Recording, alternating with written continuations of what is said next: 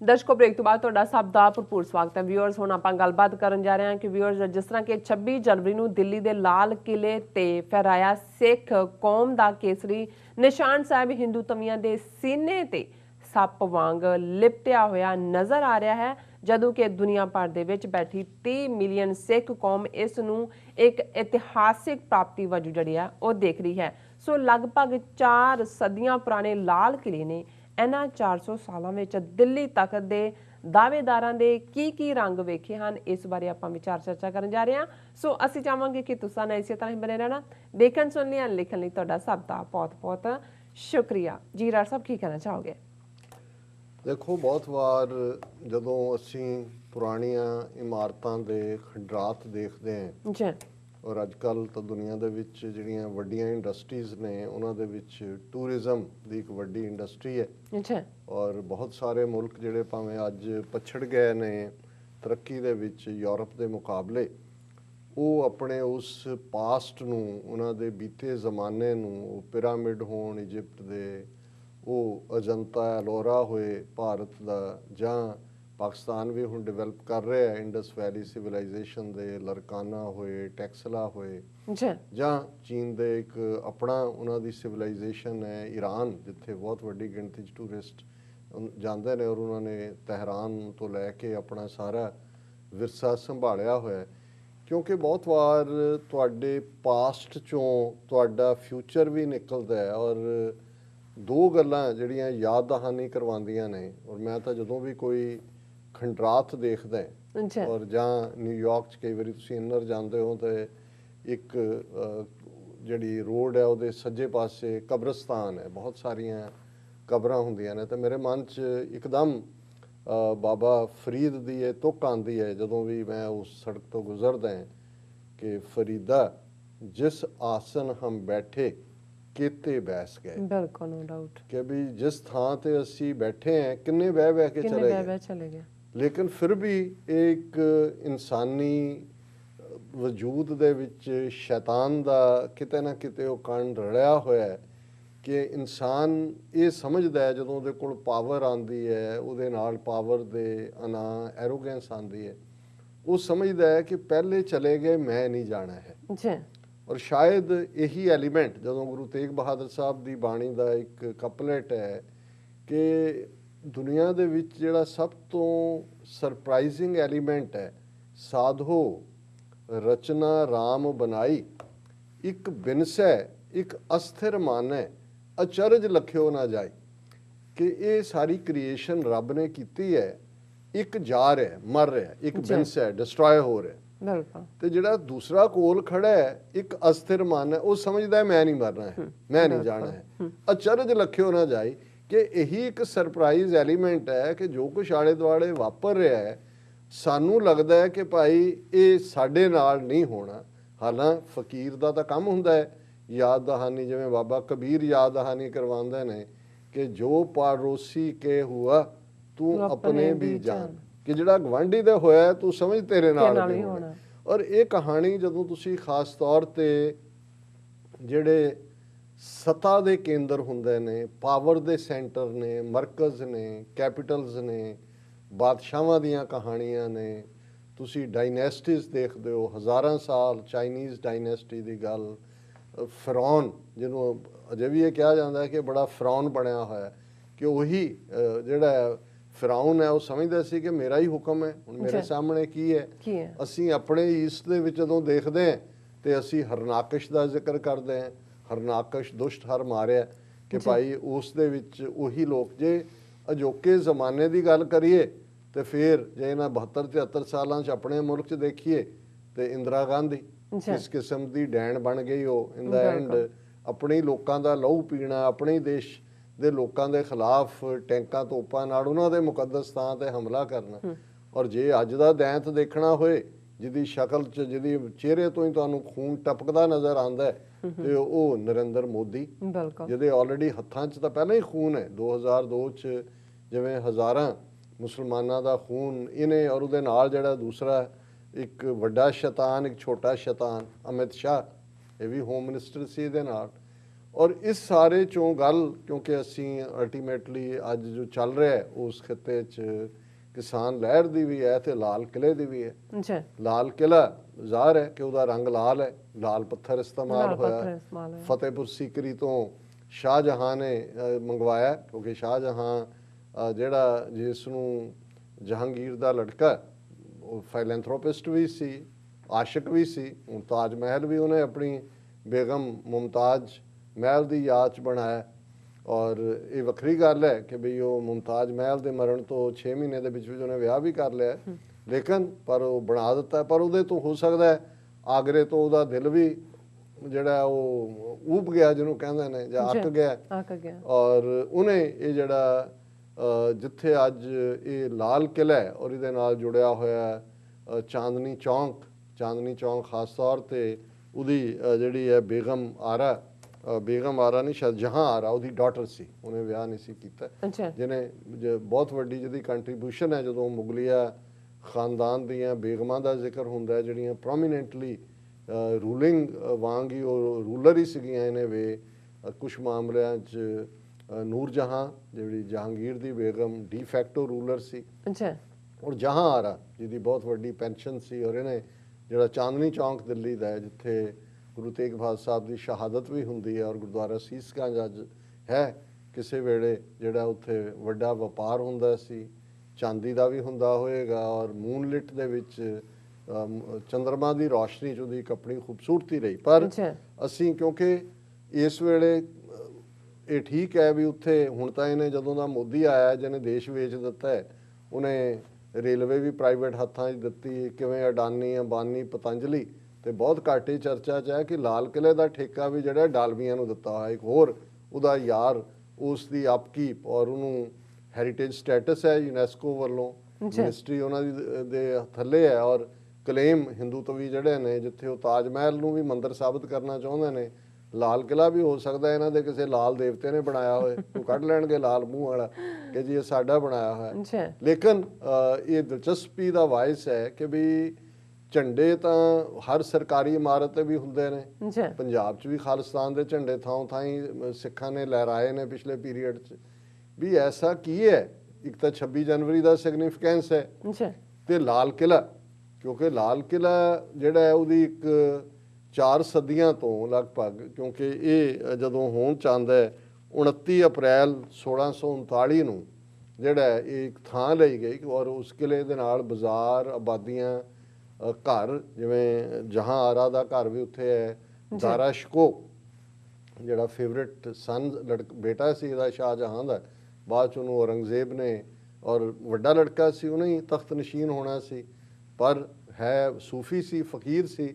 ਤੇ ਔਰੰਗਜ਼ੇਬ ਔਰ ਦੂਸਰੇ ਉਹਦੇ ਬੇਟੇ ਜਿਹੜੇ ਜਿਨ੍ਹਾਂ ਨੂੰ ਉਹਨੇ ਸ਼ਾਹਜਹਾਂ ਨੇ ਦੂਰ ਭੇਜਿਆ ਸੀ ਕਿਉਂਕਿ ਬਹੁਤ ਪਿਆਰ ਕਰਦਾ ਸੀ ਦਾਰਾ ਸ਼ਿਕੋ ਨੂੰ। ਔਰ ਦਾਰਾ ਸ਼ਿਕੋ ਦਾ 7ਵੇਂ ਗੁਰੂ ਸਾਹਿਬ ਗੁਰੂ ਹਰਰਾਏ ਸਾਹਿਬ ਦੇ ਪੀਰੀਅਡ ਦਾ ਜਦੋਂ ਅਸੀਂ ਇਤਿਹਾਸ ਦੇਖਦੇ ਹਾਂ ਤਾਂ ਵੀ ਸੰਬੰਧ ਜੁੜਦਾ ਹੈ, ਕਿਉਂਕਿ ਸਿੱਖ ਪਰੰਪਰਾ ਦੇ ਵਿੱਚ ਹੈ ਕਿ ਇੱਕ ਵਾਰ ਜਦੋਂ ਇਹ ਬਿਮਾਰ ਹੁੰਦਾ ਹੈ ਦਾਰਾ ਸ਼ਿਕੋ, ਔਰ ਐਸੀ ਬਿਮਾਰੀ ਹੈ ਕਿ ਉਹ ਠੀਕ ਨਹੀਂ ਹੋ ਰਹੀ, ਔਰ ਉਹਨਾਂ ਦੇ ਹਕੀਮ ਜਿਹੜੇ ਨੇ ਉਹ ਇਹ ਕਹਿੰਦੇ ਨੇ ਕਿ ਭਾਈ ਇੱਕ ਖਾਸ ਦਵਾਈ ਜਿਹਦੇ 'ਚ ਖਾਸ ਮੇਸ਼ਰ ਦੀਆਂ ਹਰੜਾਂ ਜੇ ਉਹ ਮਿਲਣ ਤੇ ਉਹਦੇ ਨਾਲ ਇਹ ਰਾਜੀ ਹੋ ਸਕਦਾ। ਔਰ ਉਸ ਵੇਲੇ ਦੇ ਪੀਰੀਅਡ 'ਚ 4 ਚਫੇਰੇ ਸਨੇਹ ਭੇਜੇ ਜਾਂਦੇ ਨੇ ਤਾਂ ਉਸ ਰਾਜ ਦੇ ਵਿੱਚ ਕਿਤੇ ਉਹ ਮੇਸ਼ਰ ਦੀਆਂ ਮਿਲਦੀਆਂ ਨਹੀਂ। ਔਰ ਫਿਰ ਉਹਨਾਂ ਦਾ ਜਿਹੜਾ ਦਰਬਾਰੀ ਹੈ ਜਿਨ੍ਹਾਂ ਦੇ ਵਿੱਚ ਜੈ ਸਿੰਘ ਦਾ ਜ਼ਿਕਰ ਹੁੰਦਾ ਹੈ, ਸੋ ਰਾਜਾ ਜੈ ਸਿੰਘ ਜਿਹੜਾ ਇੱਕ ਵੱਡਾ ਰਾਜਪੂਤ ਰਾਜਾ ਜਿਹਦੇ ਨਾਂ ਤੇ ਜੈਪੁਰ ਦਾ ਸ਼ਹਿਰ ਵੀ ਹੈ। ਔਰ ਬੰਗਲਾ ਸਾਹਿਬ ਜਿਹੜਾ 8ਵੇਂ ਪਾਤਸ਼ਾਹ ਦੀ ਯਾਦ ਦੇ ਵਿੱਚ ਗੁਰਦੁਆਰਾ ਸਾਹਿਬ ਹੈ, ਐਕਚੁਅਲੀ ਇਹ ਜੈ ਸਿੰਘ ਦਾ ਬੰਗਲਾ ਸੀ। ਔਰ ਕਿਉਂਕਿ ਗੁਰੂ ਘਰ ਦੇ ਉੱਤੇ ਇਹ ਸਿਦਕ ਰੱਖਦਾ ਸੀ ਤੇ ਗੁਰੂ ਹਰਕ੍ਰਿਸ਼ਨ ਸਾਹਿਬ ਜਦੋਂ ਬੱਚੇ ਦੇ ਤੌਰ ਦੇ ਉੱਤੇ ਹਾਲਾਂ ਗੁਰੂ ਬਣ ਚੁੱਕੇ ਸਨ ਪਰ ਬਾਲ ਗੁਰੂ ਅਸੀਂ ਕਹਿੰਦੇ ਹਾਂ ਉਹਨਾਂ ਦੇ ਹੀ ਰੁਕੇ ਸੀ। ਸੋ ਉਹਨੇ ਇਹ ਕਿਹਾ ਕਿ ਜੀ ਗੁਰੂ ਹਰਰਾਏ 7ਵੇਂ ਗੁਰੂ ਜਿਹੜੇ ਬਹੁਤ ਵੱਡੇ ਫਾਈਲੈਂਥਰੋਪਿਸਟ ਹੋਏ ਨੇ, ਉਹਨਾਂ ਨੇ ਇੱਕ ਬਹੁਤ ਵੱਡਾ ਹਰਬੇਰੀਅਮ ਕੀਰਤਪੁਰ ਸਾਹਿਬ ਦੇ ਵਿੱਚ ਬਣਾਇਆ ਹੋਇਆ ਸੀ ਜਿਹਦੇ 'ਚ ਅੱਡ-ਅੱਡ ਕਿਸਮ ਦੇ ਜਿਹੜੇ ਨੇ ਸਪੀਸ਼ੀਜ਼ ਔਰ ਪਲਾਂਟਸ ਉਹ ਲਾਏ ਹੋਏ ਸੀ ਜਿਹੜੇ ਮੈਡੀਸਿਨਲ ਯੂਜ਼ ਹੁੰਦਾ। ਉਹਨਾਂ ਨੇ ਕਿਹਾ ਜੀ ਕਿ ਵੀ ਬੇਸ਼ੱਕ ਅਸੀਂ ਹੌਸਟੈਲਿਟੀ ਵੀ ਕੀਤੀ ਹੈ ਪਹਿਲੇ ਪੀਰੀਅਡ ਦੇ ਵਿੱਚ, ਲੇਕਿਨ ਜੇ ਅਸੀਂ ਉਹ ਸਭ ਨੂੰ ਨਿਵਾਜਣ ਵਾਲੇ ਨੇ ਤੇ ਤੁਸੀਂ ਉਹਨਾਂ ਨੂੰ ਵੀ ਸੁਨੇਹਾ ਭੇਜ ਕੇ ਦੇਖੋ ਕਿ ਵੀ ਜੇ ਉਹਨਾਂ ਦੇ ਹੋਏ। ਔਰ ਉਹਨਾਂ ਦੇ ਜਿਹੜੇ ਉਹਨਾਂ ਨੇ ਬਹੁਤ ਵੱਡਾ ਹਰਬੇਰੀਅਮ ਪਲਾਂਟ ਜਿਹੜੇ ਮੈਡੀਸੀਨੀਅਲ ਸੀ, ਉਹਦੇ ਚੋਂ ਜੋ ਉਹਨਾਂ ਨੂੰ ਚਾਹੀਦੀਆਂ ਸੀ ਹਰੜਾਂ ਉਹ ਮਿਲੀਆਂ, ਔਰ ਇਵੈਂਚੁਅਲੀ ਉਹਦੀ ਦਵਾਈ ਨਾਲ ਦਾਰਾ ਸ਼ਿਕੋ ਠੀਕ ਹੋਇਆ। ਔਰ ਇੱਕ ਰਵਾਇਤ ਹੈ ਕਿ ਦਾਰਾ ਸ਼ਿਕੋ ਖੁਦ ਜਿਹੜਾ ਹੈ ਉਹ ਫਿਰ ਸ਼ੁਕਰੀਆ ਅਦਾ ਕਰਨ ਦੇ ਲਈ ਆਇਆ ਕੀਰਤਪੁਰ ਸਾਹਿਬ। ਸੋ ਇਹ ਪਾਸਿੰਗ 'ਚ ਹੈ, ਪਰ ਦਾਰਾ ਸ਼ਿਕੋ ਬਾਅਦ 'ਚ ਔਰੰਗਜ਼ੇਬ ਨੇ ਉਹਨੂੰ ਜਿਉਂਦੇ ਪਕੜ ਲਿਆ ਸੀ ਔਰ ਉਸ ਨੂੰ ਬੜੀ ਬੇਰਹਿਮੀ ਨਾਲ ਉਹਨੂੰ ਤੇ ਉਹਦੇ ਬੱਚੇ ਨੂੰ ਜਿਵੇਂ ਜ਼ਲੀਲ ਕਰਕੇ ਉਹਨੂੰ ਮਾਰਿਆ ਗਿਆ। ਔਰ ਉਸ ਦੀ ਜਿਹੜੀ ਹੈ ਉਹ ਕਬਰ ਕਿਤੇ ਹੈ, ਉਹ ਅਜੇ ਵੀ ਉਹ ਲੱਭਦੇ ਨੇ ਜਿੱਥੇ ਹਮਾਯੂੰ ਦਾ ਮਕਬਰਾ ਹੈ, ਵੀ ਇੱਥੇ ਸ਼ਾਇਦ ਦਾਰਾ ਸ਼ਿਕੋ ਵੀ ਦਫਨਾਇਆ ਹੋਇਆ। ਲੇਕਿਨ ਸ਼ਾਹਜਹਾਂ ਔਰ ਜਦੋਂ ਦਾਰਾ ਸ਼ਿਕੋ ਨੂੰ ਮਾਰਿਆ ਉਦੋਂ ਤੱਕ ਔਰੰਗਜ਼ੇਬ ਨੇ ਆਪਣੇ ਪਿਓ ਸ਼ਾਹਜਹਾਂ ਨੂੰ, ਜਿਹਨੇ ਲਾਲ ਕਿਲ੍ਹਾ ਬਣਾਇਆ ਸੀ, ਕੈਦ ਦੇ ਵਿੱਚ ਰੱਖਿਆ ਹੋਇਆ ਸੀ। ਔਰ ਇੱਕ ਦਿਨ ਔਰੰਗਜ਼ੇਬ ਨੇ ਜਦੋਂ ਦਾਰਾ ਸ਼ਿਕੋ ਨੂੰ ਮਾਰਿਆ, ਉਹਦਾ ਸਿਰ ਲਾ ਕੇ ਥਾਲ ਦੇ ਵਿੱਚ ਰੱਖ ਕੇ ਉਹਨਾਂ ਨੇ ਆਪਣੇ ਪਿਓ ਨੂੰ ਕਿਹਾ ਕਿ ਅੱਜ ਤੁਹਾਨੂੰ ਮੈਂ ਇੱਕ ਤੋਹਫਾ ਭੇਜਣਾ। ਤੇ ਉਹਨੇ ਜਦੋਂ ਉਸ ਤੋਂ ਉਹ ਚੁੱਕਿਆ ਕੱਪੜਾ ਤੇ ਉਹ ਦਾਰਾ ਸ਼ਿਕੋ ਦਾ ਸਿਰ ਸੀ। ਇਹ ਹਿਸਟੋਰੀਕਲੀ ਇਹ ਗੱਲਾਂ ਜਾਂਦੀਆਂ ਨੇ। ਸੋ ਇਹ ਗੱਲ ਇਹ ਵੀ ਦੱਸਦੀ ਹੈ ਵੀ ਬਹੁਤ ਵਾਰ ਇਹ ਜਿਹੜੇ ਜਦੋਂ ਅਸੀਂ ਬਾਦਸ਼ਾਹੀ ਦੀ ਦੌੜ ਦੇਖਦੇ ਹਾਂ ਜਾਂ ਦੂਸਰੇ ਦੇਖਦੇ ਹਾਂ ਤੇ ਉਹਦੇ 'ਚ ਅਨਾਜ ਦੀ ਭੁੱਖ ਇੰਨੀ ਕੁ ਹੁੰਦੀ ਹੈ ਤਾਕਤ ਦੇ ਲਈ ਕਿ ਫਿਰ ਤੁਹਾਨੂੰ ਪਿਓ ਭਰਾ ਦੂਜੇ ਤੀਜੇ ਉਹ ਕੋਈ ਨਜ਼ਰ ਨਹੀਂ ਆਉਂਦਾ। ਲੇਕਿਨ ਜਦੋਂ ਅਸੀਂ ਇਹ ਦੇਖਦੇ ਹਾਂ ਕਿ ਇਹਨਾਂ 4 ਸਦੀਆਂ 'ਚ ਅੱਜ ਜਦੋਂ ਇਹ ਇੱਕ ਮੁਹਾਵਰਾ ਹੁਣ ਇਸ ਵੇਲੇ ਸਾਰੇ ਪਾਸੇ ਘੁੰਮ ਰਿਹਾ ਹੈ ਕਿ ਜੀ ਇਹ ਜਿਹੜਾ ਲਾਲ ਕਿਲੇ ਤੇ ਕੇਸਰੀ ਝੁਲਾਇਆ, ਇਹ ਜਿਹੜਾ ਸਰੀਆ ਇਹਦੀ ਧੌਣ 'ਚ ਫਸਿਆ ਸੀ ਮੋਦੀ ਦੇ, ਉਹ ਕੱਢਿਆ।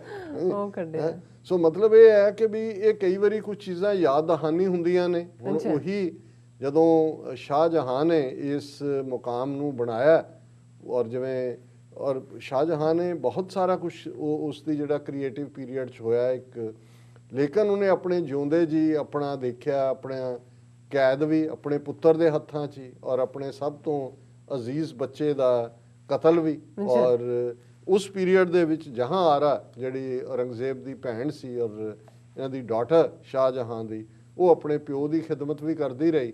ਔਰ ਇਸ ਸਾਰੇ ਦੌਰ ਦੇ ਵਿੱਚ ਸੋ ਲਾਲ ਕਿਲੇ ਦੇ ਉੱਤੇ ਜਿਹੜਾ ਕਿਉਂਕਿ ਇਹ ਗੱਲ ਦਾ ਧਿਆਨ ਰਹੇ ਕਿ ਇਸ ਤੋਂ ਪਹਿਲਾਂ ਦਿੱਲੀ ਕੈਪੀਟਲ ਤੋਂ ਪਹਿਲਾਂ ਆਗਰਾ ਲੰਬਾ ਵਕਤ ਕੈਪੀਟਲ ਸੀ। ਔਰ ਜੇ ਦਿੱਲੀ ਦੀ ਅੱਜ ਦੀ ਗੱਲ ਵੀ ਕਰੀਏ, ਹੁਣ ਤਾਂ ਲਿਊਟਨਸ ਦਿੱਲੀ ਕਹਿੰਦੇ ਨੇ, 7 ਵਾਰ ਦਿੱਲੀ ਜਿਹੜੀ ਹੈ ਉਹ ਉਜੜ ਕੇ ਵਸੀ ਅੱਡ-ਅੱਡ ਥਾਵਾਂ ਤੋਂ। ਮੁਝੇ ਮਹਾਭਾਰਤ ਪੀਰੀਅਡ 'ਚ ਦੇਖੋ ਤੇ ਹਸਤਨਾਪੁਰ ਉਹਦਾ ਨਾਂ ਹੁੰਦਾ ਹੈ, ਇੱਕ ਨਾਂ ਉਹਦਾ ਇੰਦਰਪ੍ਰਸਥ ਵੀ ਹੈ, ਉਸ ਦੇ ਨਾਂ ਤੇ ਯੂਨੀਵਰਸਿਟੀ ਵੀ ਉੱਥੇ ਹੁਣ ਦਾ ਨਾਂ ਰੱਖਿਆ ਹੋਇਆ। ਸੋ ਇਹ ਗੱਲ ਇੱਕ ਪਾਸੇ ਤਾਂ ਯਾਦ ਦਹਾਨੀ ਕਰਵਾਉਂਦੀ ਹੈ। ਯਾਦ ਦਹਾਨੀ ਬਾਦਸ਼ਾਹ ਨੂੰ ਇਹ ਹੋਣੀ ਚਾਹੀਦੀ ਹੈ ਕਿ ਬੜੇ ਬੜੇ ਆਏ ਔਰ ਚਲੇ ਗਏ ਇਸ ਦੁਨੀਆ, ਜਿਹਨੂੰ 10ਵੇਂ ਪਾਤਸ਼ਾਹ ਨੇ ਫਰਮਾਇਆ, ਭਾਰੀ ਪੁਜਾਨ ਕੇ ਭੂਪ ਭਲੀ ਬਿਦ ਨਿਆਵਤ ਸੀਸ न जात विचारे इते भय तो कहाँ पे भूपत अंत को नांगे ही पाए पधारे।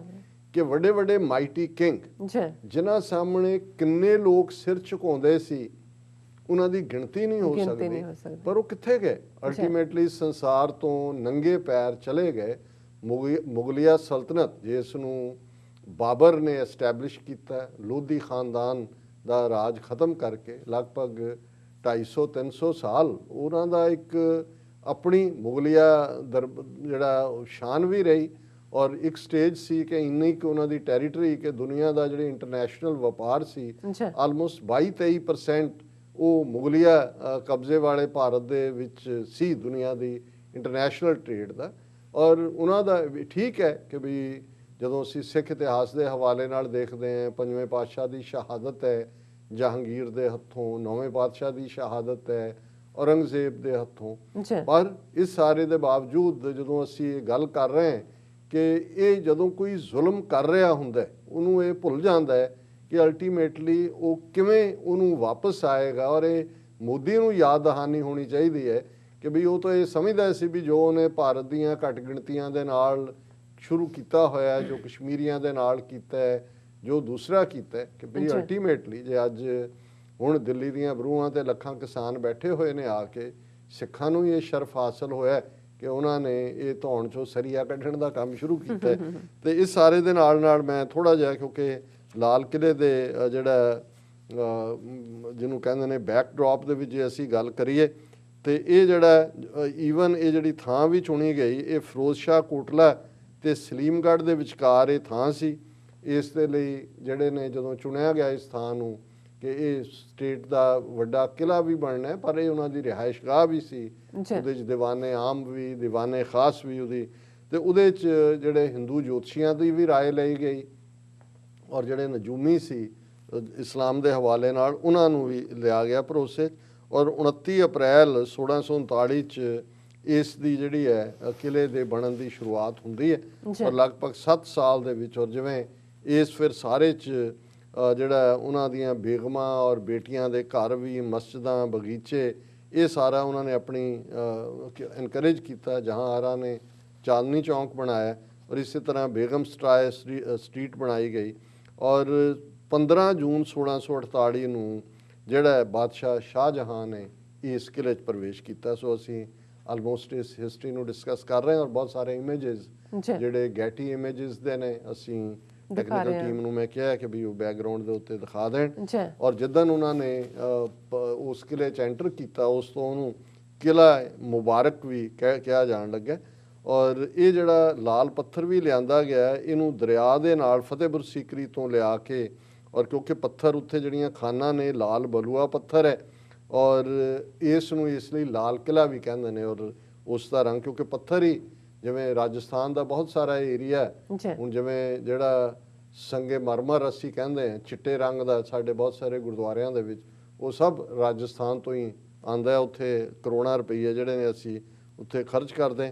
ਔਰ ਇਹਦੇ ਜਿਹੜੀ ਲਾਲ ਕਿਲੇ ਦੀ ਬਣਤਰ ਹੈ, ਇਸ ਦੇ ਵਿੱਚ ਇਸਲਾਮਿਕ ਆਰਕੀਟੈਕਟ, ਮੁਗਲਾਂ ਦਾ ਆਪਣਾ, ਕਿਉਂਕਿ ਇਹਨਾਂ ਦੀ ਇੱਕ ਆਪਣੀ ਟ੍ਰੈਡੀਸ਼ਨ ਰਹੀ, ਔਰ ਪਰਸ਼ੀਆ, ਫਾਰਸ, ਈਰਾਨ ਜਿਹੜੀ ਬੜੀ ਰਿਚ ਸਿਵਲਾਈਜੇਸ਼ਨ ਸੀ ਉਹਨਾਂ ਦਾ, ਔਰ ਹਿੰਦੂ ਮੂਰਤੀ ਕਲਾ ਜਿਹੜੀ ਭਵਨ ਕਲਾ ਜਿਹਨੂੰ ਕਹਿੰਦੇ ਨੇ ਆਰਕੀਟੈਕਟ, ਇਸ ਸਾਰੇ ਦਾ ਜਿਹੜਾ ਉਸ ਤਰਜ਼ ਦੇ ਉੱਤੇ ਹੀ ਇਹ ਕਿਲਾ ਬਣਦਾ ਹੈ।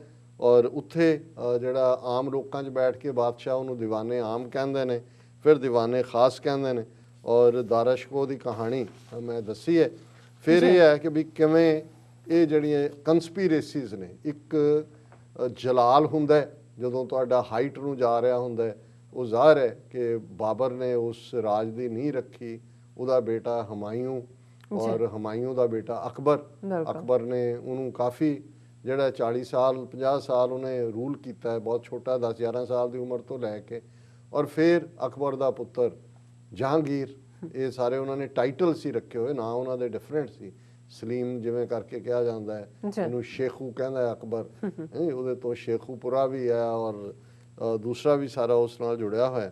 ਔਰ ਇਹ ਜਿਹੜਾ ਇਸ ਸਾਰੇ ਪੀਰੀਅਡ ਦੇ ਵਿੱਚ ਜਦੋਂ ਫਿਰ ਔਰੰਗਜ਼ੇਬ ਆ ਜਾਂਦਾ ਹੈ, ਉਸ ਤੋਂ ਬਾਅਦ ਉਸ ਦਾ ਜਿਹੜਾ ਲਾਲ ਕਿਲਾ ਤਾਂ ਲਾਲ ਕਿਲਾ ਹੀ ਰਹਿੰਦਾ ਹੈ, ਲੇਕਿਨ ਇਹ ਜਿਹੜਾ ਸਾਰਾ ਉਹਨੇ ਲਾਲ ਕਿਲਾ ਇੱਕ ਗਵਾਹੀ ਹੈ ਦੇਖਣ ਦੀ, ਇੱਕ ਗਵਾਹ ਦੇ ਤੌਰ ਤੇ ਦੇਖ ਰਿਹਾ ਕਿ ਕਿਵੇਂ ਚੀਜ਼ਾਂ ਚੇਂਜ ਹੋ ਰਹੀਆਂ ਨੇ। ਔਰ ਫਿਰ ਜਦੋਂ ਇਸ ਦਾ ਪਹਿਲਾ ਜਿਹੜਾ ਪਤਨ ਸ਼ੁਰੂ ਹੁੰਦਾ ਹੈ ਮੁਗਲਿਆ ਸਲਤਨਤ ਦਾ 1739 ਦੇ ਵਿੱਚ, ਜਦੋਂ ਕਿ ਇੱਕੋ ਇੱਕ ਹਮਲਾ ਈਰਾਨ ਤੋਂ ਹੁੰਦਾ ਹੈ, ਪਰਸ਼ੀਆ ਦਾ ਕਿੰਗ ਜਿਹੜਾ ਨਾਦਰ ਸ਼ਾਹ, ਔਰ ਅਹਿਮਦ ਸ਼ਾਹ ਅਬਦਾਲੀ ਜਿਹੜਾ ਬਾਅਦ 16-17 ਵਾਰ ਹਮਲਾਵਰ ਹੁੰਦਾ ਹੈ, ਉਹ ਉਸ ਨਾਦਰ ਸ਼ਾਹ ਦੇ ਹਮਲੇ ਵੇਲੇ ਉਸ ਦਾ ਸਿਪਾਹ ਸਲਾਰ ਸੀ। ਔਰ ਨਾਦਰ ਸ਼ਾਹ ਫਿਰ ਉਹਨੂੰ ਰੋਲ ਦਿੰਦਾ ਹੈ ਮੁਹੰਮਦ ਸ਼ਾਹ ਰੰਗੀਲੇ ਨੂੰ, ਔਰ ਨਤੀਜਾ ਲੁੱਟਮਾਰ, ਕਿੰਨੇ ਫਿਰ ਹਾਥੀ ਤੇ ਕਿੰਨੇ ਊਂਟ ਤੇ ਸੋਨਾ ਚਾਂਦੀ ਸਭ ਕੁਝ ਲੁੱਟ ਕੇ ਲੈ ਜਾਂਦਾ, ਕੋਈ ਨੂਰ ਹੀਰਾ ਵੀ ਲੈ ਜਾਂਦਾ ਨਾਦਰ ਸ਼ਾਹ। ਔਰ ਜਿਹੜਾ ਇੱਕ ਤਖਤ ਜਿਹੜਾ ਲਾਲ ਕਿਲੇ ਦੇ ਵਿੱਚ ਲੱਗਦਾ ਸੀ, ਜਿਸ ਨੂੰ ਤਖਤੇ ਤਾਊਸ ਕਹਿੰਦੇ ਸੀ, ਤਾਊਸ ਫਾਰਸੀ ਦੇ ਵਿੱਚ ਮੋਰ ਨੂੰ ਕਹਿੰਦੇ ਨੇ, ਤਖਤੇ ਮਿਊਰ ਹਿੰਦੀ 'ਚ ਕਿਹਾ ਜਾਂਦਾ ਸੀ। ਸੋ ਉਹ ਵੀ ਜਾਣ ਲੱਗੇ ਲੈ ਗਿਆ ਤਖਤ ਜਿਹੜਾ ਤਾਊਸ ਦਾ, ਔਰ ਅੱਜ ਵੀ ਤਹਿਰਾਨ ਦੇ ਵਿੱਚ ਜਿਹੜਾ ਉਹਨਾਂ ਦਾ ਮੇਨ ਮਿਊਜ਼ੀਅਮ ਹੈ ਉਹਦੇ 'ਚੋਂ ਰੱਖਿਆ ਹੋਇਆ। ਸੋ ਕਿਸੇ ਵੀ ਬਾਦਸ਼ਾਹ ਦੀ ਪਛਾਣ ਜਿਹੜੀ ਆ ਉਹਦੀ ਤਖਤ ਹੁੰਦੀ ਹੈ, ਤਾਕਤ, ਔਰ ਜਿਹੜੇ ਹੀਰਾ ਹੈ। ਸੋ ਕੋਹਿਨੂਰ ਹੀਰਾ ਵੀ ਉਹਦੀ ਇੱਕ ਵੱਖਰੀ ਕਹਾਣੀ ਹੈ ਕਿ ਨਾਦਰ ਸ਼ਾਹ ਨੇ ਕਿਵੇਂ ਲਿਆ, ਬਹੁਤ ਸਾਰੀਆਂ ਇਸ ਨਾਲ ਜੁੜੀਆਂ ਹੋਈਆਂ ਮਿਥਸ ਵੀ ਨੇ। ਔਰ ਉਹ ਤਖਤੇ ਤਾਊਸ ਉਹ ਲੈ ਗਿਆ, ਔਰ ਜਿਹੜੀ ਉਹਦੇ ਜਿਹਦੇ ਉੱਤੇ, ਕਿਉਂਕਿ ਦੀਵਾਨੇ ਖਾਸ ਦੇ ਵਿੱਚ ਹੀ ਉਹ ਤਖਤ ਸੀ ਜਿੱਥੇ ਉਹਦੇ ਦਰਬਾਰੀ ਬੈਠਦੇ ਸੀ, ਤੇ ਉਹਦੀ ਜਿਹੜੀ ਸਿੱਲ ਥੱਲੇ ਰਹਿ ਗਈ। ਜਦੋਂ ਅਸੀਂ 1783 'ਚ ਦਿੱਲੀ ਫਤਿਹ ਦੀ ਗੱਲ ਕਰਦੇ ਹਾਂ ਬਘੇਲ ਸਿੰਘ ਦੀ ਔਰ 30 ਹਜ਼ਾਰੀ ਖਾਲਸੇ ਦੀ, ਹੁਣ ਕਿਉਂਕਿ ਇਸੇ ਹੀ ਤਖਤ ਤੋਂ ਲਾਲ ਕਿਲੇ 'ਚ ਬੈਠਿਆਂ 'ਚੋਂ ਹੁਕਮ ਨਿਕਲੇ ਸੀ ਜਿਨ੍ਹਾਂ ਨੇ 5ਵੇਂ ਪਾਤਸ਼ਾਹ ਨੂੰ ਸ਼ਹੀਦ ਕੀਤਾ, 9ਵੇਂ ਪਾਤਸ਼ਾਹ ਨੂੰ ਸ਼ਹੀਦ ਕੀਤਾ, ਔਰ ਹੁਣ ਤਖਤ ਤਾਂ ਨਹੀਂ ਸੀ, ਉਹ ਸਿਲ ਜਿਹਦੇ ਤੇ ਸੀ ਉਹਨੂੰ ਫਿਰ ਸਿੰਘਾਂ ਨੇ ਸੰਗਲਾਂ ਦੇ ਵਿੱਚ ਲਪੇਟਿਆ, ਜਿਵੇਂ ਤੁਸੀਂ ਇੱਕ ਪ੍ਰਿਜ਼ਨਰ ਆਫ ਵਾਰ ਲੈਂਦੇ ਹੋ, ਔਰ ਉਹਨੂੰ ਤੁਸੀਂ ਘੜੀਸ ਕੇ ਦਿੱਲੀ ਤੋਂ ਘੋੜਿਆਂ ਦੇ ਮਗਰ ਦਰਬਾਰ ਸਾਹਿਬ ਲਿਆਏ ਅੰਮ੍ਰਿਤਸਰ। ਅੱਜ ਵੀ ਦਰਬਾਰ ਸਾਹਿਬ ਦੀਆਂ ਪਰਿਕਰਮਾ ਦੇ ਵਿੱਚ ਬੁੰਗਾ ਰਾਮਗੜੀਆ, ਕਿਉਂਕਿ ਜੱਸਾ ਸਿੰਘ ਰਾਮਗੜੀਆ ਉਸ ਵੇਲੇ ਉਹਨਾਂ ਵੱਡੇ ਜਰਨੈਲਾਂ ਚੋਂ ਸੀ, 10,000 ਤੋਂ ਜ਼ਿਆਦਾ ਘੋੜਸਵਾਰ ਸੀ, ਔਰ ਜਿਹੜਾ ਉੱਥੇ ਬੁੰਗਾ ਰਾਮਗੜੀਆ ਬਣਿਆ ਹੋਇਆ ਉਹਦਾ ਜਿੱਥੇ ਅੱਜ ਮਹਾਰਾਜ ਦਾ ਪ੍ਰਕਾਸ਼ ਹੁੰਦਾ ਉਹਦੀ ਥੱਲੇ ਬਾਟਮ ਦੇ ਵਿੱਚ ਉਹ ਸਲੈਬ ਨੂੰ ਰੱਖਿਆ ਗਿਆ, ਉਸ ਸਿੱਲ ਨੂੰ, ਇਹ ਯਾਦ ਦਹਾਨੀ ਦੇ ਲਈ। ਔਰ ਇਹ 1675 ਚ ਗੁਰੂ ਤੇਗ ਬਹਾਦਰ ਸਾਹਿਬ ਦੀ ਸ਼ਹਾਦਤ ਹੁੰਦੀ ਹੈ 1783, 108 ਸਾਲ ਬਾਅਦ। ਜਦੋਂ ਅਸੀਂ ਪੋਲੀਟੀਕਲ ਪਾਵਰ ਦੀ ਗੱਲ ਕਰਦੇ ਹਾਂ ਜਾਂ ਅੱਜ ਹਿੰਦੂ ਤਵੀਆਂ ਨੂੰ ਜਿਹੜਾ ਫਿਗਰ ਪਿਆ ਕੇਸਰੀ ਝੰਡਾ ਚਲਾਉਣ ਦਾ ਕਿ ਵੀ ਤੁਸੀਂ 72-73 ਸਾਲ ਚ ਤੁਸੀਂ ਅਕਾਲ ਤਖਤ ਢਾਹ ਕੇ ਉੱਥੇ ਤਿਰੰਗਾ ਲਾਇਆ, ਅਸੀਂ ਵਾਪਸ ਆ ਕੇ ਭਾਜੀ ਮੋੜੀ ਹੈ। ਅਜੇ ਬੇਸ਼ੱਕ ਇਸ ਦਾ ਸਿੰਬੋਲਿਕ ਇੰਪੋਰਟੈਂਸ ਹੈ, ਪਰ ਉਦੋਂ ਤਾਂ ਜਿਹੜਾ ਉਹ ਬੰਦੇ ਮਰ ਜਾਂਦੇ ਸੀ ਔਰ ਉਹ ਸਿੰਬੋਲਿਕ ਸੀ ਕਿ ਵੀ ਉਹਦੀ ਸਿੱਲ ਜਿਹੜੀ ਹੈ ਉਹ ਲਿਆਂਦੀ ਐਜ਼ ਏ ਪ੍ਰਿਜ਼ਨਰ ਆਫ ਵਾਰ। ਪਰ ਅਜੇ ਖਾਲਸਾ ਜਿਉਂਦਾ ਹੈ। ਮੋਦੀ ਹੋਏ, ਅਮਿਤ ਸ਼ਾਹ ਹੋਏ, ਉਹ ਸਾਰੇ ਕਿਲਰ ਜਿਨ੍ਹਾਂ ਨੇ ਜਿਹੜੀਆਂ ਨੇ ਹੀਨਸ ਕ੍ਰਾਈਮ ਕੀਤੇ ਨੇ, ਇਹਨਾਂ ਨੂੰ ਇਵੇਂ ਹੀ ਅਸੀਂ ਚੁੱਕ ਚੁੱਕ ਕੇ ਬੋਰੀਆਂ 'ਚ ਪਾ ਕੇ ਲਿਆਵਾਂਗੇ ਆਪਣੇ ਭਵਿੱਖ ਦੇ ਮੁਲਕ ਖਾਲਿਸਤਾਨ ਦੇ ਵਿੱਚ। ਜੰਗੀ ਕੈਦੀ ਜਿਵੇਂ ਲਿਆਂਦੇ ਜਾਂਦੇ ਨੇ, ਜਿਨ੍ਹਾਂ ਨੇ ਵਾਰ ਕ੍ਰਿਮੀਨਲ, ਇਹ ਜੰਗੀ ਇਹ ਵਾਰ ਕ੍ਰਿਮੀਨਲ ਨੇ, ਔਰ ਇਹਨਾਂ ਦੇ ਉੱਤੇ ਇਵੇਂ ਜਿਵੇਂ ਨਰਮਬਰਗ ਟਰਾਇਲ ਚੱਲੇ ਔਰ ਜਿਵੇਂ ਇਹਨਾਂ ਨੂੰ ਯਹੂਦੀਆਂ ਨੇ ਇਹਨਾਂ ਨੂੰ ਸਜ਼ਾਵਾਂ ਦਿੱਤੀਆਂ, ਨਾਜ਼ੀਆਂ ਨੂੰ, ਔਰ ਨਰਮਬਰਗ ਟਰਾਇਲ, ਇਵੇਂ ਹੀ ਇਹਨਾਂ ਨੂੰ ਸਜ਼ਾਵਾਂ ਦਿੱਤੀਆਂ ਜਾਣਗੀਆਂ। ਫਿਰ ਜਦੋਂ ਇੱਕ ਵਾਰੀ ਨਾਦਰ ਸ਼ਾਹ ਨੇ ਆ ਕੇ ਹਿਲਾ ਦਿੱਤੀ ਦਿੱਲੀ, ਫਿਰ ਇੱਕ ਜਵਾਲ ਸ਼ੁਰੂ ਹੋ ਗਿਆ ਮੁਗਲਿਆ ਸਲਤਨਤ ਦਾ। ਉਸ ਤੋਂ ਬਾਅਦ ਫਿਰ ਇੱਕ ਲੰਬੀ ਕਹਾਣੀ ਹੈ ਰੋਹਿਲੇ। ਰੋਹਿਲਿਆਂ ਨੇ, ਸਿੱਖਾਂ ਨੇ ਜਿਹੜੇ 18-19 ਵਾਰ, ਫਿਰ ਜਿਹੜਾ ਅਫਗਾਨ ਜਿਹੜੇ ਨੇ ਉਹ ਸ਼ੁਰੂ ਹੋ ਗਿਆ, ਅਬਦਾਲੀ ਸ਼ੁਰੂ ਹੋ ਗਿਆ, ਫਿਰ ਜਿਹੜਾ ਉਹ ਬ੍ਰਿਟਿਸ਼, ਔਰ ਇਸੇ ਦੇ ਉੱਤੇ ਹੀ ਬਾਂਗੇ ਦਰਾ 'ਚ ਰੋਹਿਲਿਆਂ ਨੇ ਕੀ ਕੀਤਾ।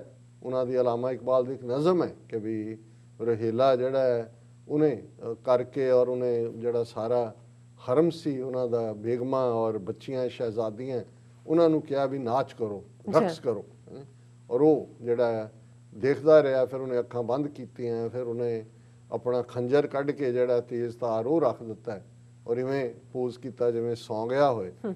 ਲੇਕਿਨ ਉਹ ਨੱਚਦੀਆਂ ਰਹੀਆਂ, ਔਰ ਫਿਰ ਜਦੋਂ ਉੱਠਿਆ ਤੇ ਉਹਨੇ ਦੇਖਿਆ ਤਾਂ ਉਹਦੀ ਉਹ ਸਾਰੀ ਅਲਾਮਾ ਇਕਬਾਲ ਦੀ ਸੀ ਕਿ ਭਾਈ ਕੀ ਹੁੰਦਾ ਹੈ। ਉਹ ਕਨਕਲੂਜਨ ਇਹੀ ਸੀ ਕਿ ਭਾਈ ਇਹ ਜਿਹੜੀ ਸ਼ਰਮ ਨਾਂ ਦੀ ਚੀਜ਼ ਸੀ, ਗੈਰਤ ਨਾਂ ਦੀ ਚੀਜ਼ ਸੀ, ਮੈਂ ਤਾਂ ਕਹਿੰਦਾ ਸੋਚਦਾ ਸੀ ਕਿ ਮੁਝੇ कोई तैमूर की बेटी मुझे ही मार डालेगी मेरे ही खंजर से। पूरी नज़म है, मेरे को वक्त नहीं है, मैं उसे कढ़ी हुई सी नज़म। और उन्होंने कहा भी अज ये जड़ा राज है ये दुनिया ने देखा कि जड़ी अणख नां दी चीज़, गैरत नां दी चीज़ सी, वो तैमूर दे घर चों चली गई। सो ये भी लाल किले ने देखा कि भी ये सारे वाकया जो होंदे ने, और उस सारे तो बाद फिर मराठे भी अवध के नवाब राही आते हैं, 18-20 साल वो रहिंदे ने। 1803 ਦੇ ਵਿੱਚ ਫਿਰ ਵਿਲੀਅਮ ਲੇਕ ਅੰਗਰੇਜ਼ ਜਿਹੜਾ ਉਹ ਆ ਕੇ ਬਹਿ ਜਾਂਦਾ, ਨੋਮੀਨਲ ਬਾਦਸ਼ਾਹ ਰੱਖ ਲੈਂਦੇ ਨੇ ਦਿੱਲੀ ਵਾਲਿਆਂ ਨੂੰ, ਉਹਨੂੰ ਦੇਈ ਜਾਂਦੇ ਨੇ 2 ਲੱਖ ਰੁਪਈਆ ਕਿ ਜੀ ਉਹ ਜਿਹੜੇ ਕਿਲੇਦਾਰ ਬਣਾ ਕੇ, ਪਰ ਉਹ ਉਨੇ ਕੁ ਕਿਲੇ 'ਚ ਹੀ ਹੈ। ਔਰ ਇਹ 1857 ਤੱਕ ਗੱਲ ਪਹੁੰਚ ਜਾਂਦੀ ਹੈ। ਬਹਾਦਰ ਸ਼ਾਹ ਜ਼ਫਰ ਜਿਹੜਾ ਬੈਠਾ ਗਜ਼ਲਾਂ ਵੀ ਲਿਖ ਰਿਹਾ ਹੈ, ਸੁਣ ਵੀ ਰਿਹਾ ਹੈ, ਮਿਰਜ਼ਾ ਗਾਲਬ ਵੀ ਨਾਲ ਆ ਗਿਆ, ਦੂਜੇ ਵੀ ਆ ਗਏ ਨੇ, ਮੀਰ ਤਕੀ ਮੀਰ ਦਾ ਜ਼ਿਕਰ ਵੀ ਹੋ ਰਿਹਾ ਹੈ, ਇਹ ਸਾਰਿਆਂ ਦਾ ਜ਼ਿਕਰ ਹੁੰਦਾ ਹੈ। ਉਹ ਫਿਰ ਜਦੋਂ ਗਜ਼ਲਾਂ ਗੁਜ਼ਲਾਂ ਵਾਲਾ ਹੀ ਕੰਮ ਰਹਿ ਜਾਂਦਾ, ਮਤਲਬ ਹੁਣ ਤੁਸੀਂ ਉਹ ਤਾਂ ਨਹੀਂ ਰਿਹਾ। ਔਰ ਫਿਰ ਕਿਵੇਂ ਜਿਹੜੇ ਬਾਗੀ ਜਿਹੜੀ ਰਿਵੋਲਟ ਹੈ 1857 ਦਾ, ਉਹਦੇ 'ਚ ਬਾਗੀਆਂ ਨੇ ਆ ਕੇ ਦਿੱਲੀ ਤੇ ਕਬਜ਼ਾ ਕੀਤਾ। ਬਹਾਦਰ ਸ਼ਾਹ ਜ਼ਫਰ ਨੋਮੀਨਲ ਹੈਡ ਉਹਦਾ ਬਣਿਆ ਹੋਇਆ, ਪਰ ਇਵੈਂਚੁਅਲੀ 4 ਮਹੀਨੇ ਉਦੋਂ ਵੀ ਉਹਨਾਂ ਦੇ ਕਬਜ਼ੇ 'ਚ ਦਿੱਲੀ ਰਹਿੰਦੀ ਹੈ। ਔਰ ਫਿਰ ਅੰਗਰੇਜ਼ ਆਉਂਦੇ ਨੇ, ਬਹਾਦਰ ਸ਼ਾਹ ਜ਼ਫਰ ਦੇ ਸਾਰੇ ਹੀ ਮੁੰਡੇ ਮਾਰ ਦਿੱਤੇ ਜਾਂਦੇ ਹੈ। ਔਰ ਇਹ ਵੀ ਲਾਲ ਕਿਲੇ ਨੇ ਮੰਜ਼ਰ ਦੇਖਿਆ, ਔਰ ਉਹਨੂੰ ਜ਼ਫਰ ਨੂੰ ਜਿਹੜਾ ਉਹ ਐਗਜ਼ਾਈਲ ਕਰਕੇ ਰੰਗੂਨ ਭੇਜ ਦਿੱਤਾ ਜਾਂਦਾ ਹੈ। ਔਰ ਉਸੇ ਰੰਗੂਨ ਜਿੱਥੇ ਬੈਠਾ ਫਿਰ ਉਹ ਲਿਖਦਾ ਹੈ, ਜਿਹੜੀਆਂ ਉਹਦੀਆਂ ਗਜ਼ਲਾਂ ਪਪੂਲਰ ਨੇ ਕਿ ਉਮਰੇ ਦਰਾਜ਼ ਮਾंग कर लाए थे 4 दिन, 2 आरज़ू में कट गए 2 इंतज़ार में, कितना है बदनसीब ज़फ़र दफन के लिए, 2 गज़ ज़मीं भी ना मिली कुए यार में, लगता नहीं है दिल मेरा उजड़े दयार में। सो उत्थे ही ਉਹਦੀ ਡੈਥ, ਉਹਦੀ ਚਾਹਨਾ ਸੀ, ਉਹਨੇ ਵਿਸ਼ ਐਕਸਪ੍ਰੈਸ ਕੀਤੀ ਕਿ ਮੈਨੂੰ ਦਫਨਾਇਆ ਜਾਏ ਦਿੱਲੀ 'ਚ। ਉਹਨਾਂ ਨੇ ਨਹੀਂ, ਫਿਰ ਉੱਥੇ ਹੀ ਅਸੀਂ ਆਜ਼ਾਦ ਹਿੰਦ ਫੌਜ 1942 ਦੇ ਵਿੱਚ ਜਦੋਂ ਉੱਥੇ ਸੁਭਾਸ਼ ਚੰਦਰ ਬੋਸ ਔਰ ਦੂਜੇ ਉਸੇ ਹੀ ਰੰਗੂਨ 'ਚ ਜਿੱਥੇ ਕਬਰ ਹੈ ਜ਼ਫਰ ਦੀ, ਉੱਥੋਂ ਹੀ ਉਹ ਕਾਲ ਦਿੰਦਾ ਹੈ ਦਿੱਲੀ ਚਲੋ। ਅੱਛਾ ਔਰ ਉਹਦੇ 'ਚ ਸ਼ਾਹ ਨਵਾਜ਼ ਜਿਹੜੇ ਨੇ ਔਰ ਸਹਿਗਲ ਔਰ ਇੱਕ ਜਿਹੜਾ ਢਿੱਲੋਂ, ਇਹ 3 ਜਰਨੈਲ ਜਿਹੜੇ ਉਹਦੇ ਬਣਦੇ ਨੇ। ਇਵੈਂਚੁਅਲੀ ਸੁਭਾਸ਼ ਚੰਦਰ ਬੋਸ ਦਾ ਮਿਸਟੀਰੀਅਸਲੀ ਐਕਸੀਡੈਂਟ ਕਰਵਾ ਦਿੱਤਾ ਜਾਂਦਾ ਹੈ। ਇਹ ਤਿੰਨੋਂ ਹੀ ਜਰਨੈਲ ਫੜੇ ਜਾਂਦੇ ਨੇ। ਆਜ਼ਾਦ ਹਿੰਦ ਫੌਜ ਦਾ ਮਿਸ਼ਨ ਫੇਰ ਹੁੰਦਾ, ਅੰਗਰੇਜ਼ ਜਿੱਤਦੇ ਨੇ। ਫਿਰ ਇਸੇ ਹੀ ਲਾਲ ਕਿਲੇ ਦੇ ਵਿੱਚ ਉਹਨਾਂ ਦੇ ਉੱਤੇ ਜੰਗੀ ਟਰਾਇਲ ਚੱਲਦਾ ਹੈ, ਅੱਛਾ ਜਿਹਦੇ 'ਚ ਫਿਰ ਉਹੀ ਵਕੀਲ ਨਹਿਰੂ ਵੀ ਬਣਿਆ ਹੋਇਆ, ਇੱਕ ਆਸਿਫ ਖਾਨ ਸਨ, ਔਰ ਇਹ ਮਾਰਕੰਡੇ ਕਾਟਜੂ ਜਿਹੜਾ ਜਸਟਿਸ ਹੈ ਇਹਦਾ ਦਾਦਾ, ਇਹ ਵੀ ਉਹਨਾਂ 'ਚੋਂ ਸੀ ਜਿਹੜੇ ਉਹਨਾਂ ਦੇ ਰਿਲੀਜ਼ ਦੇ ਲਈ ਕਰਦੇ ਨੇ। ਮਾਹੌਲ ਐਸਾ ਬਣ ਚੁੱਕਾ ਸੀ, ਅੰਗਰੇਜ਼ ਭਾਵੇਂ ਜਿੱਤ ਗਏ ਜੰਗ, ਲੇਕਿਨ ਸਾਰਾ ਜਿਹੜਾ ਦੇਸ਼ ਦੇ ਵਿੱਚ ਉਹਨਾਂ ਦੇ ਖਿਲਾਫ ਇੱਕ ਸੀ। ਸੋ ਅੰਗਰੇਜ਼ਾਂ ਨੇ ਅਲਟੀਮੇਟਲੀ ਉਹਨਾਂ ਤਿੰਨਾਂ ਨੂੰ ਹੀ, ਢਿੱਲੋਂ ਨੂੰ, ਸ਼ਾਹ ਨਵਾਜ਼ ਨੂੰ ਔਰ ਸਹਿਗਲ ਨੂੰ ਛੱਡ ਦਿੱਤਾ। ਹਾਲਾਂਕਿ ਬਾਅਦ 'ਚ ਉਹਨਾਂ ਨੂੰ ਤਾਂ ਨਹਿਰੂ ਔਰ ਦੂਜੇ। ਸੋ ਇਹ ਲਾਸਟ ਜਿਹੜਾ ਰਜੀਮ ਉਸ ਅੰਗਰੇਜ਼ਾਂ ਦਾ 1947 'ਚ ਮੁੱਕਦਾ ਹੈ ਤੇ ਜਾਣ ਲੱਗਿਆ ਫਿਰ ਯੂਨੀਅਨ ਜੈਕ ਵਾਲਿਆਂ ਦੇ ਥਾਂ ਤਿਰੰਗਾ ਆ ਜਾਂਦਾ। ਫਿਰ ਤਿਰੰਗੇ ਵਾਲਿਆਂ ਨੇ ਪਿਛਲੇ 70 ਸਾਲਾਂ 'ਚ ਕੀ ਕਰਤੂਤਾਂ ਕੀਤੀਆਂ ਉਹ ਸਾਹਮਣੇ ਨੇ। ਸੋ ਘੱਟੋ ਘੱਟ ਸਿੰਬੋਲਿਕਲੀ 26 ਜਨਵਰੀ 2021 ਨੂੰ ਖਾਲਸੇ ਦਾ ਕੇਸਰੀ ਵੀ ਜਿਹੜਾ ਉਸ ਦੇ ਉੱਤੇ ਆ ਕੇ ਦੱਸ ਦਿੰਦਾ ਹੈ ਕਿ ਭਾਈ ਇਸ 4 ਸਦੀਆਂ 'ਚ ਕਈ ਆਏ ਜ਼ੁਲਮ ਕਰਨ ਵਾਲੇ ਤੇ ਕਈ ਗਏ, ਪਰ ਇਹ ਅਕਾਲ ਤਖਤ ਵਾਲੇ, ਕਿਉਂਕਿ ਅਕਾਲ ਤਖਤ ਜਦੋਂ 1606 'ਚ ਬਣਦਾ ਹੈ, ਹੋਂਦ ਆਉਂਦੀ ਹੈ ਤੇ ਇਹਦਾ ਨਾਂ ਹੀ ਅਕਾਲ ਹੈ। ਕਾਲ ਮੌਤ ਨੂੰ ਕਹਿੰਦੇ ਨੇ, ਅਕਾਲ ਇਮੋਰਟਲ, ਕਿਉਂਕਿ ਜਿਹੜਾ ਰੱਬੀ ਵੈਲਿਊਜ਼ ਤੋਂ ਪ੍ਰੇਰਨਾ ਇੰਸਪੀਰੇਸ਼ਨ ਲੈ ਕੇ ਗੱਲ ਤੁਰਦੀ ਹੈ ਉਹਦੀ ਕਦੇ ਮੌਤ, ਸੱਚ ਕਦੇ ਮਰਦਾ ਨਹੀਂ, ਸੱਚ ਕਦੇ ਪੁਰਾਣਾ ਨਹੀਂ ਹੁੰਦਾ, ਸੱਚ ਨੂੰ ਕਦੇ ਕੋਈ ਹਰਾ ਨਹੀਂ ਸਕਦਾ। ਔਰ ਸੱਚ ਅਲਟੀਮੇਟਲੀ ਕੂੜ ਨਖੁੱਟੈ ਨਾਨਕਾ ਓੜਕ ਸੱਚ ਰਹੀ। ਕਿਲਿਆਂ 'ਚ ਤਖਤਾਂ ਤੇ ਬਹਿਣ ਵਾਲੇ ਬਾਦਸ਼ਾਹ ਆਉਂਦੇ ਨੇ ਚਲੇ ਜਾਂਦੇ ਨੇ, ਪਰ ਓੜਕ ਸੱਚ ਰਹੀ, ਅਲਟੀਮੇਟਲੀ ਟਰੂਥ ਰਹਿੰਦਾ। ਸੋ ਇਹ ਲਾਲ ਕਿਲੇ ਦਾ ਮੰਜ਼ਰ ਹੈ ਪਿਛਲੀਆਂ 4 ਸਦੀਆਂ। ਜੀ ਡਾਕਟਰ ਸਾਹਿਬ ਤੁਹਾਡਾ ਬਹੁਤ ਬਹੁਤ ਸ਼ੁਕਰੀਆ। ਸੋ ਇੱਥੇ ਲੈਣੇ ਬ੍ਰੇਕ ਤੋਂ ਬ੍ਰੇਕ ਲੈ ਲਈਏ ਇੱਥੇ। ਸੋ ਵਿਊਅਰਸ ਤੁਸੀਂ ਇਸੇ ਤਰ੍ਹਾਂ ਹੀ ਬਣੇ ਰਹਿਣਾ, ਮਿਲਦੇ ਹਾਂ।